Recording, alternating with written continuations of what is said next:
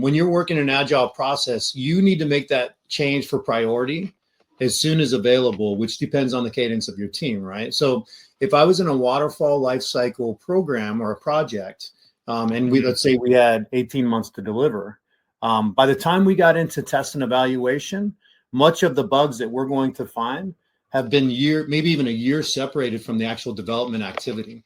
So you're adding all this overhead into the actual overall life cycle when you're operating, especially with software development. Waterfall is not designed for everything, especially software development. But it's good for stuff like building buildings and things where you know the requirements, you know the materials, and you can get a good handle on the schedule. When you're talking about software and technology, that's not always the case. In fact, sometimes the customer doesn't know what they want.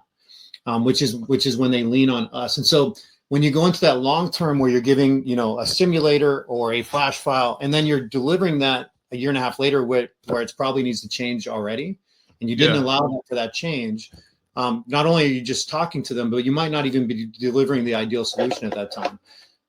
Going back to the Agile side, we don't talk when it comes to Agile. We build, and then we demonstrate what we're giving them as part of that build, which means that we're being accountable for what we're working on. And at that point, when we do that demo, that's actually really critical from my perspective for feedback. This is our customer. This is the first time they're seeing this. Is it valuable? Is it not valuable? What do you want next, right?